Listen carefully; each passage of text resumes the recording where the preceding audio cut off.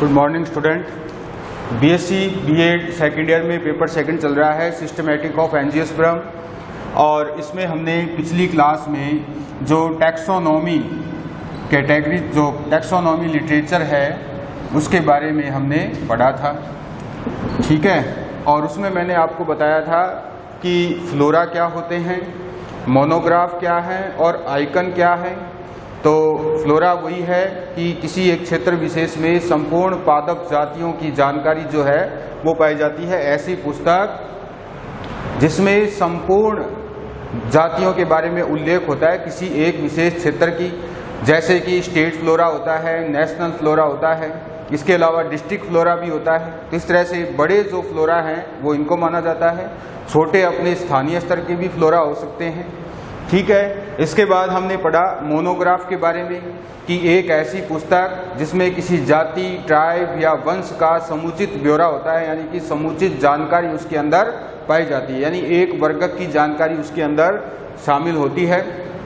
और इसके बाद फिर हमने देखा आइकन के बारे में, एक ऐसी पुस्तक जिसमें पादप, जितनी पादप जातियां उनके आकारकी के हूबहू चित्र पाए जाते हैं और उन चित्रों को देख करके हम पादपों की पहचान कर सकते हैं। तो अगला जो हमारा टॉपिक है वो है बोटेनिकल गार्डन। देखिए, इसको ज़्यादा समझने की ज़रूरत नहीं है, आपको अपनी बुक से पढ़ना तो है ही। कुछ बातें मैं इसकी बता देता हूँ आपको।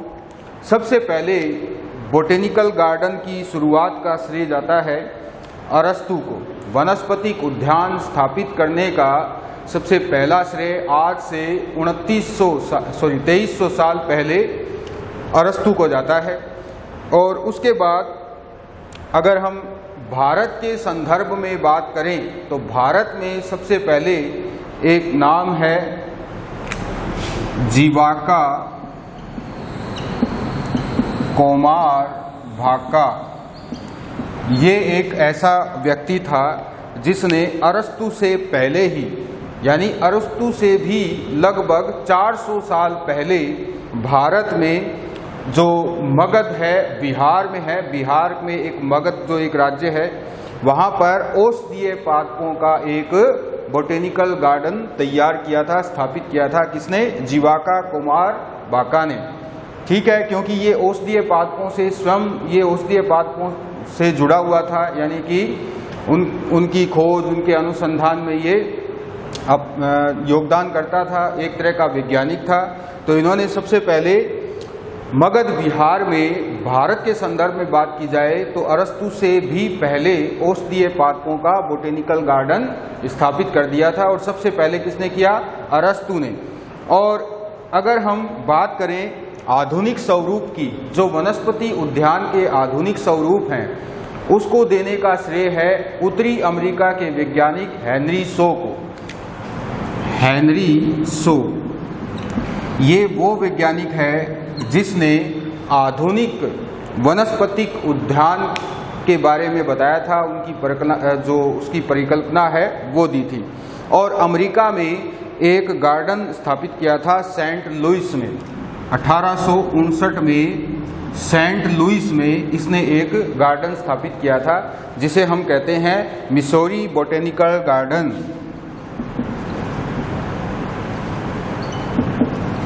मिसौरी बोटेनिकल गार्डन, इसकी स्थापना किसने की थी? हेनरी सो ने की थी। तो वनस्पति उद्यानों की आधुनिक परिकल्पना का जनक किसे माना जाता है? हेनरी सो को माना जाता है, ठीक है। तो आगे हम बात करेंगे वनस्पतिक उद्यानों की उपयोगिता और विशेषता के बारे में, किस तरह से ये मनुष्य जाति के लिए या वैज्ञानिकों के लिए या पादपों के अनुसंधान, उनकी खोजों में किस तरह से ये सहयोग करते हैं, इसके बारे में हम जानेंगे। देखिए, सबसे पहली बात तो ये कि वनस्पतिक उद्यान जितने भी पादप हैं, अगर पादपों का एक विशेष वर्ग है किसी वनस्पतिक उद्यान में तो ये भी हो सकता है, या संपूर्ण हर तरह के पादप का ब्यौरा, हर तरह का पादप बोटेनिकल गार्डन में मौजूद हो सकता है, ठीक है। इस तरह से अगर हम देखते हैं कई बार क्या होता है कि जैसे अगर हम एक फार्म की बात करें, खेत की बात करें, तो वहाँ पर वीड्स के अलावा एक या दो वहाँ पर फसल आपको मिल जाएगी, यानी एक तरह का एक स्पेशल प्लांट वहाँ पर है। लेकिन बोटेनिकल गार्डन में लगभग हर तरह का पादप पाया जा सकता है। तो इस तरह से अगर हम देखें तो पादपों की मूलभूत वैज्ञानिक सूचनाओं को प्राप्त करने का जो सर्वप्रथम अगर हम देखें तो कौन सा है एक साधन, वो है बोटेनिकल गार्डन। जो भारत में वनस्पतिक उद्यान है, जो विश्व में वनस्पतिक उद्यान है, तो उनसे हमें क्या सीखने को मिलता है कि ये वनस्पतिक उद्यान या बोटेनिकल गार्डन हमें पादपों की मूलभूत जानकारियों के बारे में बताता है, वैज्ञानिक सूचनाओं के बारे में बताता है। तो ये प्राथमिक साधन माने जाते हैं। पादपों की वैज्ञानिक सूचनाओं के प्राथमिक साधन क्या होते हैं? वनस्पतिक उद्यान। इसके बाद पादपों में तुलनात्मक और वर्गीकीय अध्ययन में ये उपयोगी होते हैं। पादपों के तुलनात्मक और वर्गीकीय अध्ययन में उपयोगी किस तरह से हो सकते हैं कि हम बोटेनिकल गार्डन में जाकर के हमारे पास अगर कोई स्पेसिमेन मौजूद हैं या हम वहाँ पर तरह तरह के पादपों का अध्ययन कर सकते हैं, उनके बारे में नई जानकारियाँ जुटा सकते हैं। ठीक है, हमारे पास कोई स्पेसिमेन या प्रतिरूप मौजूद हैं तो हम उस स्पेसिमेन या प्रतिरूप के साथ वहाँ मौजूद पादपों की तुलना कर उस प्रतिरूप के बारे में पता लगा सकते हैं। तो इस तरह से पादपों के तुलनात्मक और वर्गीकीय अध्ययन में वनस्पतिक उद्यान महत्वपूर्ण भूमिका निभाते हैं। इसके साथ ही वनस्पति विज्ञान की अन्य शाखाएं जैसे एनाटॉमी है, साइटोलॉजी है, इकोलॉजी है, तो ये जो अन्य शाखाएं हैं इनसे संबंधित अगर हमें कोई जानकारी या सूचना चाहिए, कोई वैज्ञानिक सूचना अगर हमें चाहिए, तो वो हमें कहाँ से प्राप्त हो जाती है? बोटेनिकल गार्डन से प्राप्त हो जाती है। तो सीधे शब्दों में हम ये कह सकते हैं कि वनस्पति उद्यान की अन्य शाखाओं के अध्ययन हेतु पादप सामग्री कहाँ मिल जाएगी? बोटेनिकल गार्डन में मिल जाती है। इसके साथ ही बोटेनिकल गार्डन उद्यान कृषि में भी उपयोगी होते हैं। उद्यान कृषि में जैसे हमारे आसपास भी आप देख सकते हैं कि कुछ ऐसे क्षेत्र हैं जहाँ पर कुछ स्पेशल प्लांट वहाँ पर उगाए जाते हैं उत्पादन क्षमता बढ़ा करके, और फिर उसके बाद क्या किया जाएगा? उत्पादन क्षमता किस लिए बढ़ाई जाती है?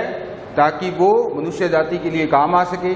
तो इस तरह से कुछ ऐसे प्लांट भी लगाए जाते हैं जहाँ पर एक स्पेशल पादप को उगाया जाता है, उसकी जाति को उगाया जाता है। ठीक है, इसके बाद आता है जो पौध घर होते हैं।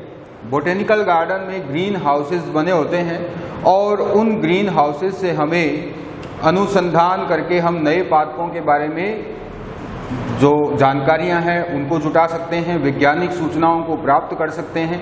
तो पौध घरों का अपना एक विशेष महत्व है बोटेनिकल गार्डन में। मनुष्य की सौंदर्य बोध की अभिरुचि को पूरा करते हैं बोटेनिकल गार्डन।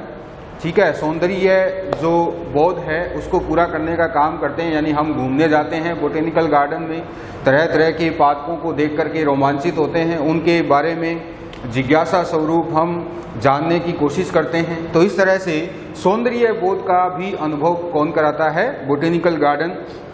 और सबसे बड़ा लाभ इसका ये होता है कि बोटेनिकल गार्डन में जब हम एक शैक्षिक भ्रमण के लिए जाते हैं तो वहाँ पर विद्यार्थियों को पादपों का प्रत्यक्ष परिचय होता है, यानी कि पादपों को देख कर के विद्यार्थी प्रत्यक्ष अनुभव कर सकते हैं, उन पादपों की आकारिकी के बारे में पता लगा सकते हैं, उनके आर्थिक महत्व के बारे में जानकारी प्राप्त कर सकते हैं।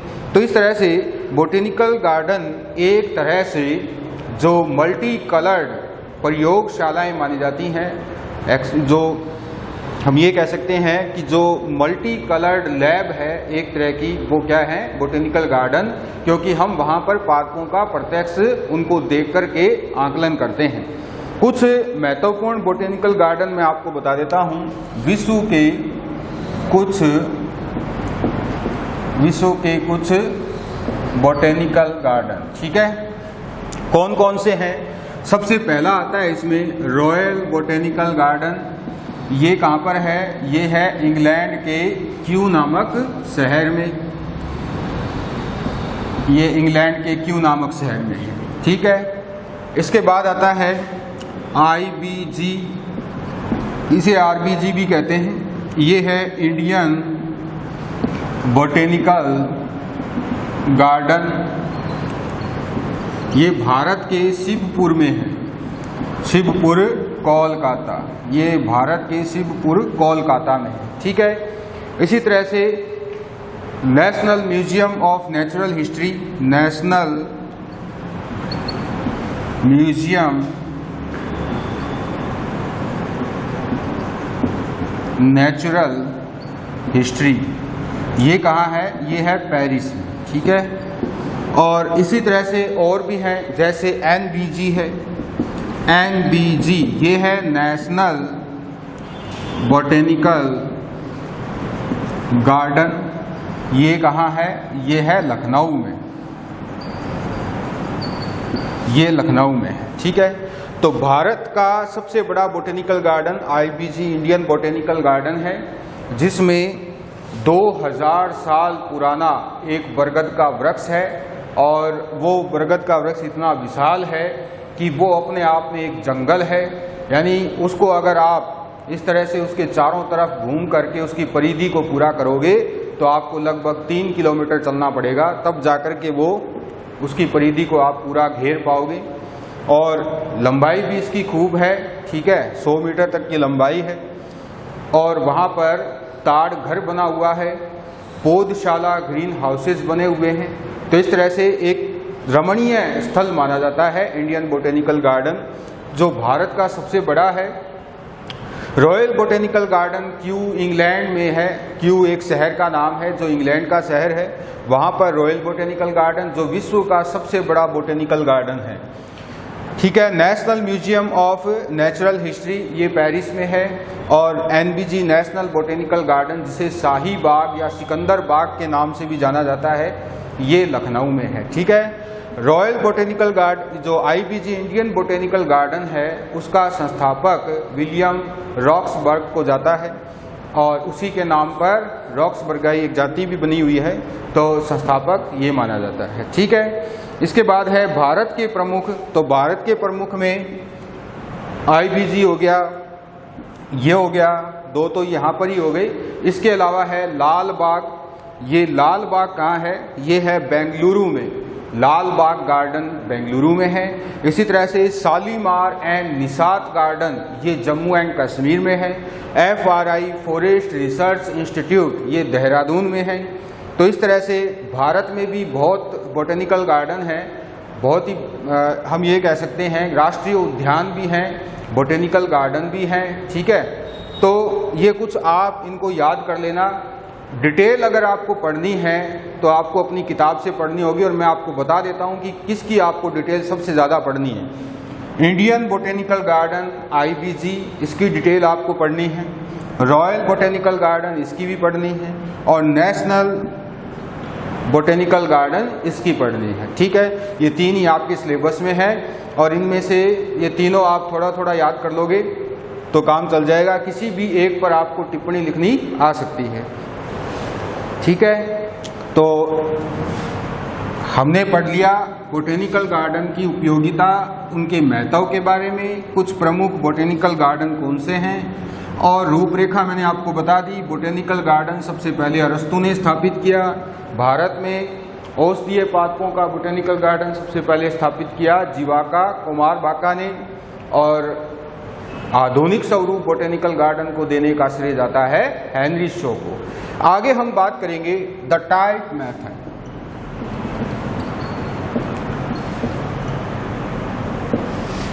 टाइप मेथड ये क्या है? टाइप माने होता है, इसको हिंदी में लिख सकते हैं हम प्रारूप।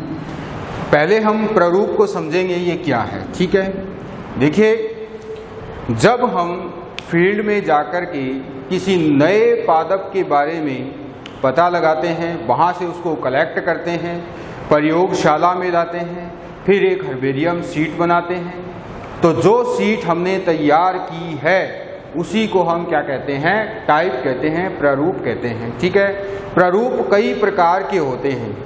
प्रारूप इसलिए कहा जाता है इनको, टाइप इसलिए कहा जाता है क्योंकि वैज्ञानिकों की अलग अलग धारणा, अलग अलग मत के अनुसार इनको नाम दिए गए हैं। ठीक है, और प्रयोगशाला में इनकी व्यवस्था के अकॉर्डिंग इनको नाम दिए गए हैं। तो ये कितने प्रकार के हैं ये हम जानेंगे। तो टाइप का मतलब यही है कि किसी भी लेखक द्वारा प्रामाणिक रूप से सबसे पहले किसी पादप विशेष के लिए प्रयुक्त वह पादप संग्रहालय शीट जो मूल रूप से प्रयुक्त हुई हो। दोबारा से सुनेंगे परिभाषा। टाइप क्या है? किसी भी लेखक द्वारा प्रामाणिक रूप से सबसे पहले प्रयुक्त वह पादप संग्रहालय शीट जो किसी एक पादप विशेष की होती है। यानी हमने एक पादप विशेष की एक पादप संग्रहालय शीट यानी हर्बेरियम शीट तैयार की है और उसको हमने हर्बेरियम में, बॉटेनिकल गार्डन में या फ्लोरा में कहीं पर भी पहली बार काम लिया है, मूल रूप से पहली बार काम लिया है, तो उस स्पेसिमेन, उस प्रतिरूप को हम क्या कहेंगे? टाइप कहेंगे। तो स्टॉकहोम कांग्रेस है 1950 में, एक स्टॉकहोम कांग्रेस, ये एक संस्था है जो प्रारूपों हर्बेरियम शीट के बारे में नियम बनाती है। तो इस संस्था ने कई प्रकार के प्रारूप बताए हैं। ठीक है, कौन कौन से प्रारूप हैं वो हम जानेंगे एक एक करके। पहला आता है इसमें होलोटाइप।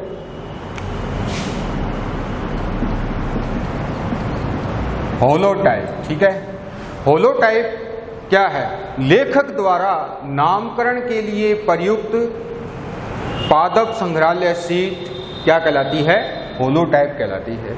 यानी ऐसा प्रतिरूप जो लेखक द्वारा नामकरण के लिए सबसे पहले प्रयुक्त हुआ है, काम में लिया गया है, तो उसको हम क्या कहेंगे? होलोटाइप कहेंगे। यानी मेरे पास एक क्या है? ये हर्बेरियम शीट है। ठीक है, अभी इसका कोई नाम नहीं है और अब मैं इसको एक नाम दूंगा तो क्या हो जाएगा? ये होलोटाइप हो जाएगा। इसको जैसे ही मैं नाम दूंगा तो इसका जो मीन है वो बदल जाएगा, यानी ये टाइप नहीं रहेगा, ये होलोटाइप हो जाएगा, क्योंकि मैंने इसको नामकरण के लिए काम में लिया है। ठीक है, तो जो नामकरण के लिए शीट काम आती है उसको होलोटाइप कहते हैं। दूसरा आता है लैक्टोटाइप। लैक्टोटाइप, लैक्टोटाइप क्या है? इसको हिंदी में कहते हैं चयन प्रारूप। चयन प्रारूप, चयन प्रारूप क्या है?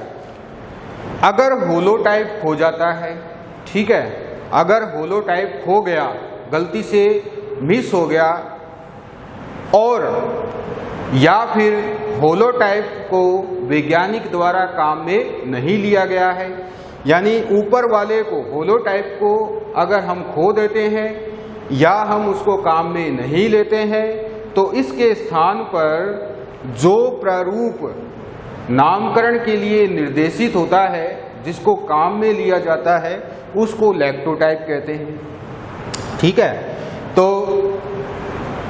समझ में आ गई बात? इसको हम ये कहेंगे, दोबारा से देखेंगे। लैक्टोटाइप का मतलब ये होता है कि अगर होलोटाइप खो गया है या फिर वैज्ञानिक द्वारा नामकरण को निर्देशित करने के लिए काम में नहीं लिया गया है, तो फिर होलोटाइप के स्थान पर नामकरण के लिए प्रयुक्त टाइप क्या कहलाएगा? लैक्टोटाइप कहलाता है। इसको चयन प्रारूप कहते हैं। चयन से ही समझ में आ रहा होगा कि हम एक दूसरी शीट का चयन करते हैं, किसके लिए? नामकरण के लिए। इसके बाद आता है तीसरा नियोटाइप। नेक्स्ट है नियोटाइप। तीसरा टाइप है नियोटाइप। इसको नव प्रारूप कहते हैं। नव प्रारूप ये क्या है?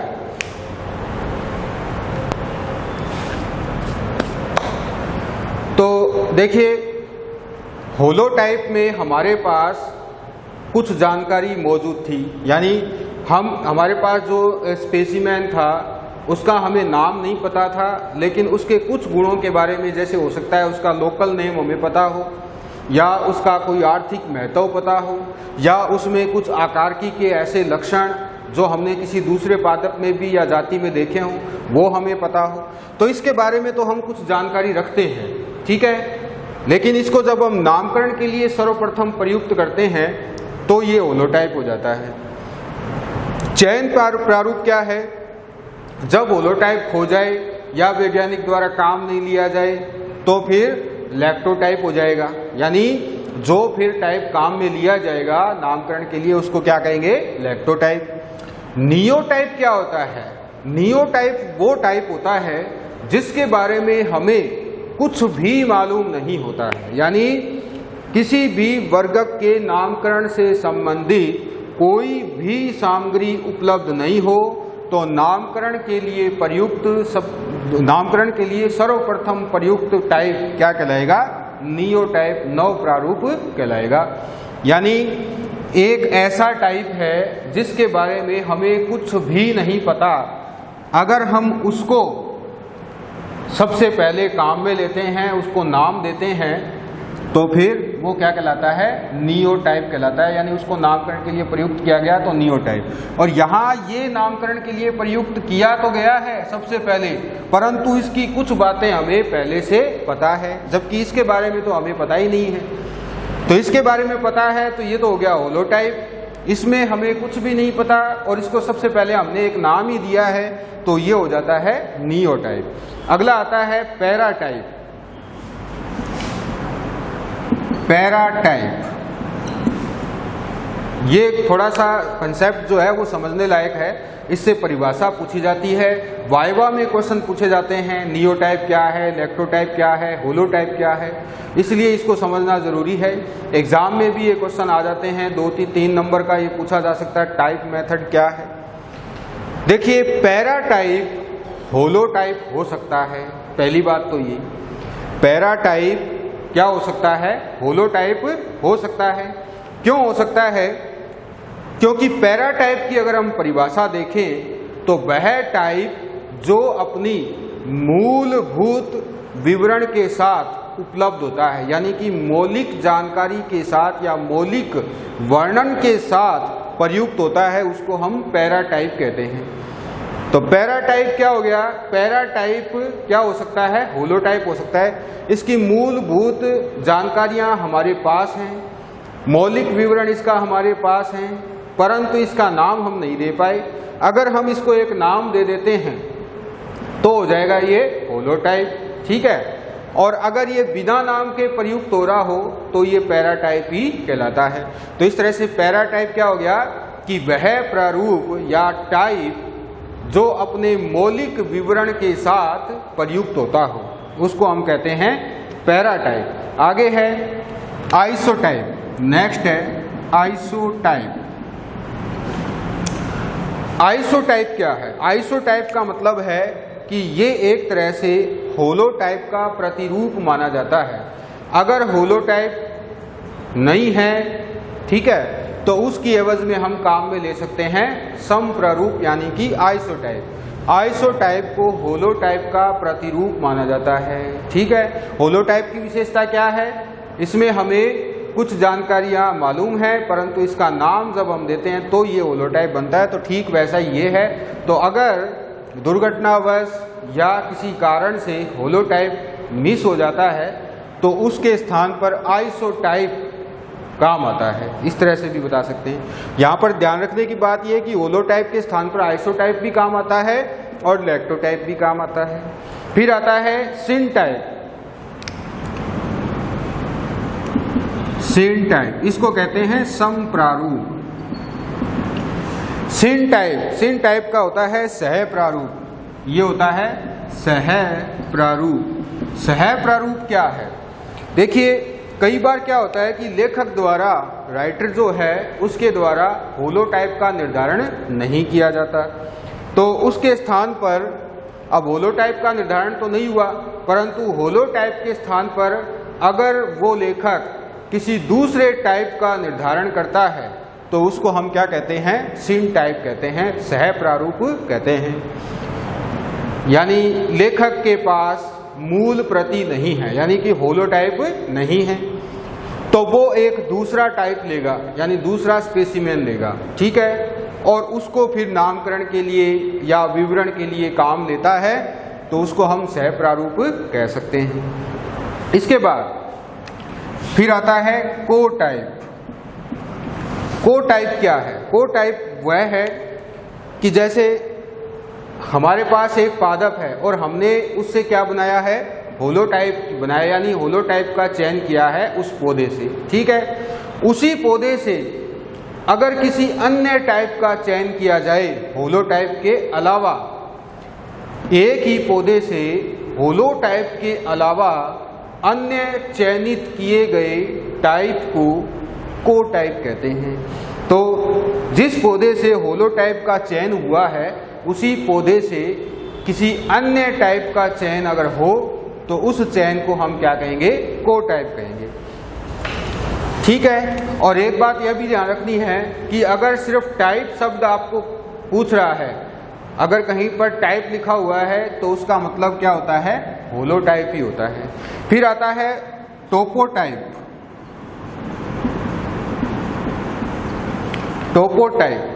टोपोटाइप का मतलब ये है वह स्थान जहां से हमने होलोटाइप को इकट्ठा किया है या उसको कलेक्ट किया है, अगर उसी स्थान से होलोटाइप के अलावा अन्य किसी टाइप को कलेक्ट किया गया है तो उस टाइप को हम क्या कहेंगे, टोपोटाइप कहते हैं। मूल स्थान प्रारूप हिंदी में कहते हैं, यानी जिस मूल स्थान से होलोटाइप को चयनित किया गया है उसी स्थान से अगर कोई अन्य टाइप चयन होकर के आता है तो उसका हम क्या कहेंगे, उसको हम क्या कहेंगे, टोपोटाइप कहते हैं। तो इस तरह से ये टाइप के प्रारूप हैं, ये टाइप हैं।